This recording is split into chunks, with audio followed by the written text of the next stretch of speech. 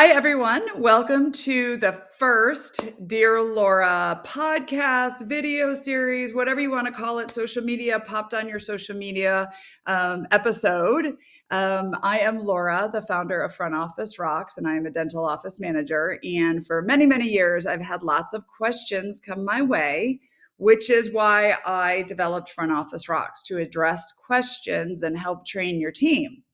But we are starting this new podcast slash audio video series for you to start asking me questions, not necessarily live, but real questions that you have going on in your practice. So I have filmed a ton of videos that are available on Front Office Rocks that you can go to for regular everyday issues you have going on in your practice and regular everyday training. But this series is developed specifically around what do you want to know now? What questions do you have for me now? If things are changing in your practice, I want to hear from you. I want you to put comments in the comment section of this. I want you to send us messages about what do you want to talk about, and I'm going to come live to you guys a couple times a month or this way to address these questions for you. So to get right into it, I already have a couple. I have two for this episode, and I have two for the next episode. Again, add your comments, and maybe you'll be on one of the ones next month or upcoming months. But I'm going to read the question specifically from, actually, this is one of our customers at Front Office Rocks who sent this to me. And then I'm going to address it here with you guys. So, Dear Laura is what this is called. And for those of you who are my age or around my age, if you remember Dear Abby, it's kind of around that idea. For those that don't remember Dear Abby, this was pre-internet. So, Dear Laura, I feel like we've lost our why, and their why is in quotations. I feel like we lost our why in the practice due to a lot of changes that have happened over the last 6 months. 6 months, 6 years, it's been crazy, right?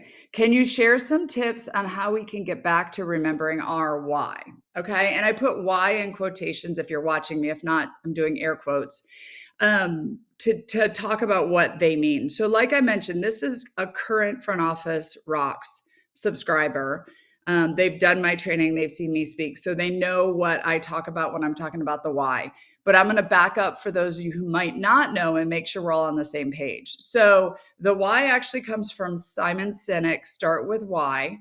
And if you haven't already seen or know about Simon Sinek, look it up. It's a TED Talk. He's got lots of books. There's lots of information about it. But every time I speak in my videos or in training or live, I always start with why.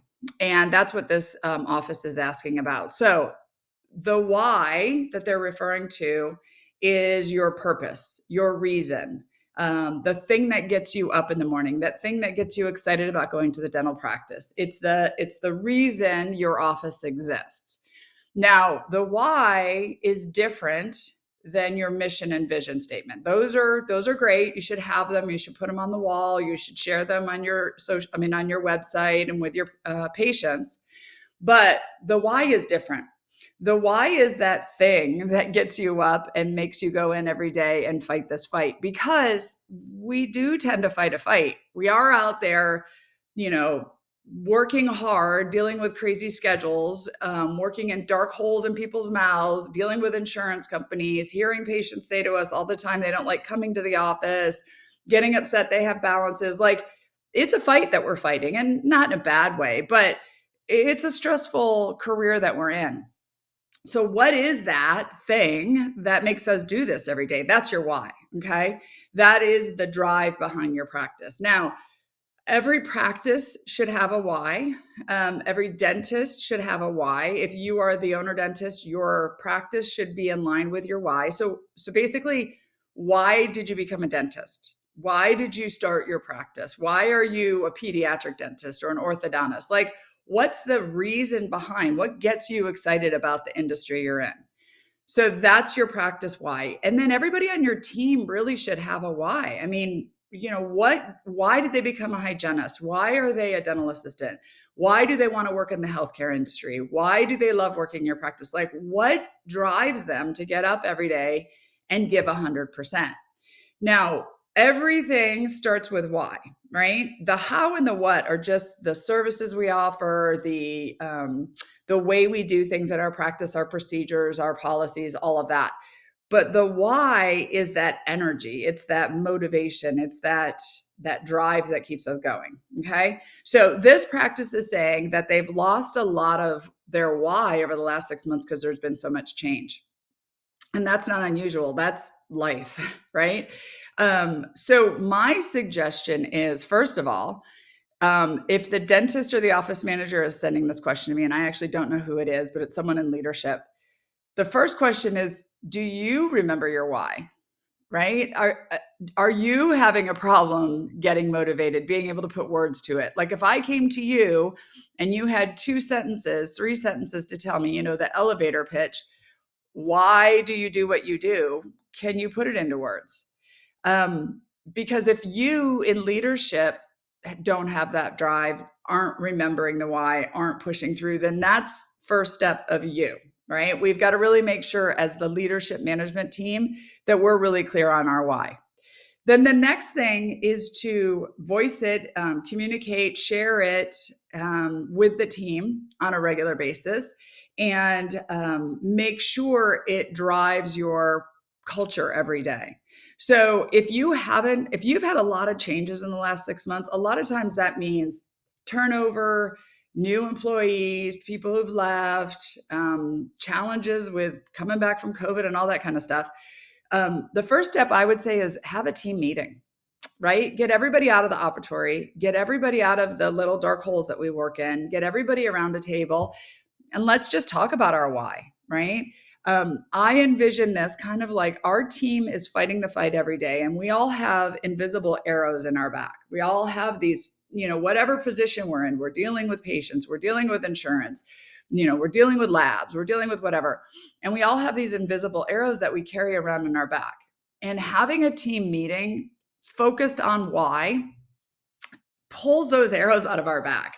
It brings the team together to remember, why are we doing this every day? And if you think about it, your why for your practice should be something like, we help people keep their teeth for life. We help people live a longer and better life, right? Our why in the dental industry is huge. We're not selling shoes or cars or purses. We are selling dental health. We're helping our patients live longer. So putting that out there for your team to recognize that we fight that fight. They've got those invisible arrows in their back, but we're all in it together. And this is our why, and this is the reason we do it. The next thing I would do in that meeting then is find out what your team members' whys are. What is it that gets them up and going every day? Because as a team member, I want to know what the practice, where we're going, what the purpose is, why we're here. But I also want to know that I've got a team around me that has the why going in the right direction. Now, do they have to be exactly the same as mine? No, absolutely not. But I want to know that this hygienist is here to help patients keep their teeth for life, or not have heart attacks, or not have premature babies, or whatever their drive is, more so than to collect a check and clock out at 5 o'clock, right? I want to know that our team is all going in the right direction. Now, if you're afraid what your team's going to say, that's a whole nother topic, right? If you're afraid you have a team that's just clocking out at 5 o'clock, throw that in the Ask Laura, Ask Me, and we'll talk about that later. But overall, your team has a big drive. So let's get everybody together and put why in the forefront. And then after that, bring up why, talk about your why, always start with why every single day going forward. But as we start to talk about anything in the practice, start with why. Why is this important? Why is it important that we greet our patients by their first name when they walk in? Why is it important that we turn over the rooms correctly for sterilization? Why is it important? Like, continually start every conversation with why, and it will become part of your culture again. It'll remind people of the importance and the purpose of why they're here every day. And it will give people more motivation, energy, and drive, because they know why this one little thing, this one topic, this one patient, this one activity they do matters in the bigger scheme of things. So make sure to summarize, make sure you know your why, meet with your team and talk about your why and everyone's why, and then bring it up on a regular basis and just make it part of the culture. All right. So that was question number 1.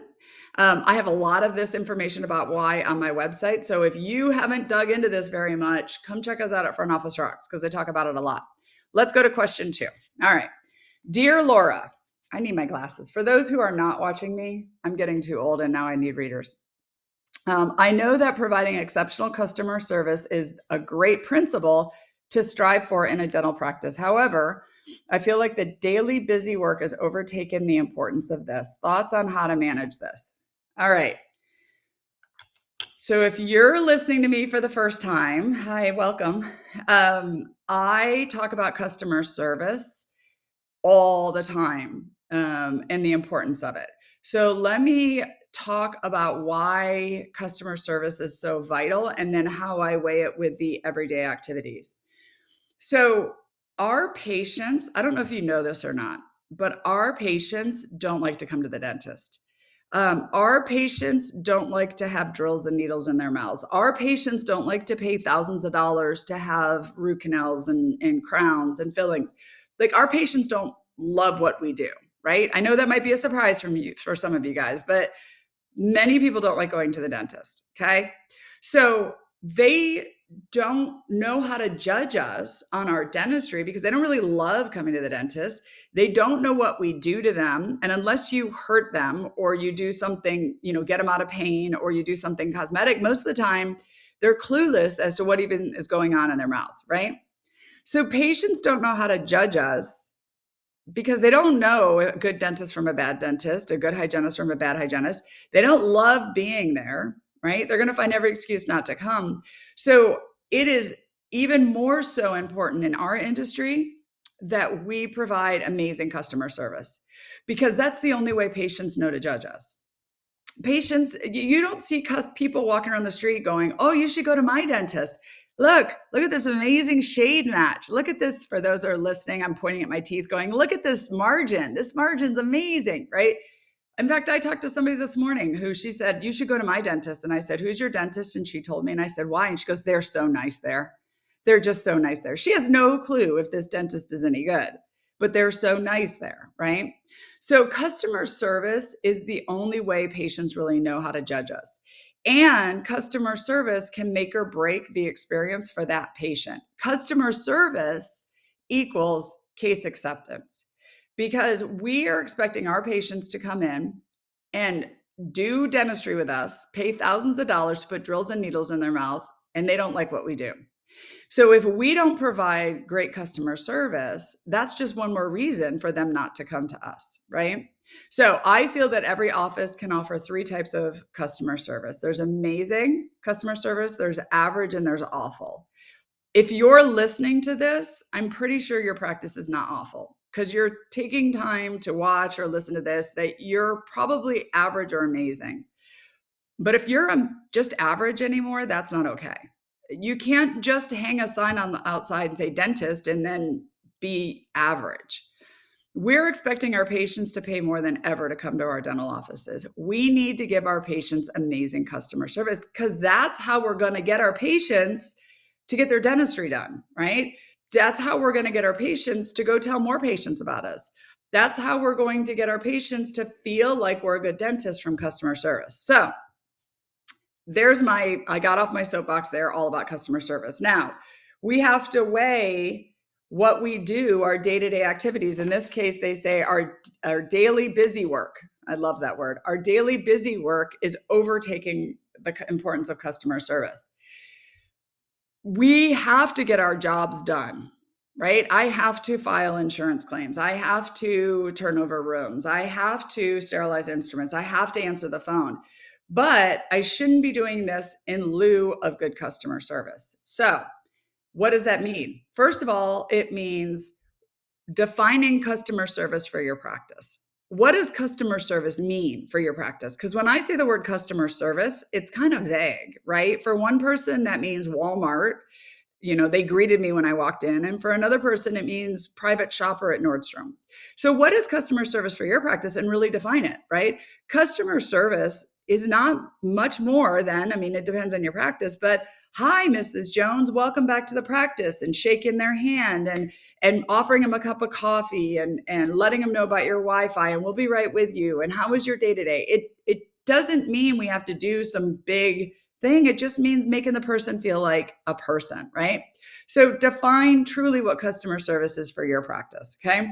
The second thing is helping your team members recognize the importance of customer service versus work that they need to get done. Now, there are some things we have to do. We have to check a patient in, we have to turn over a room, but sometimes our team members tend to find busy work. And what I mean by that is we'll stand in sterilization for 10 minutes and chit chat about the patients that came in yesterday. And we'll talk about what we did over the weekend and we'll sterilize instruments while I've got a patient sitting in the operatory for 10 minutes and nobody's talking to them, right? We will sit and all have a conversation about an insurance claim. And three of us are at the front desk talking about this insurance claim. And there's a patient sitting in the lobby that nobody's talking to. So it's a matter of helping your team define what has to get done now, it's vital, versus where can you stop for like 3, 4, 5 minutes, talk to the patient, and then go back to your work. Okay. It's a balance. And we really have to help our team members with that. And then my last thing is this person defined it as busy work. So if we're doing a lot of activities and customer service is not happening because of it, what are these activities we're doing? What is taking so much of our time? And is there a way we can streamline some of it, cross train others to help with it, outsource some of it, add technology to our practice to lower the amount of busy work, right?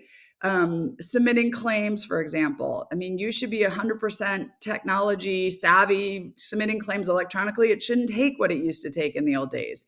If you're not answering your phones, there's companies you can outsource to.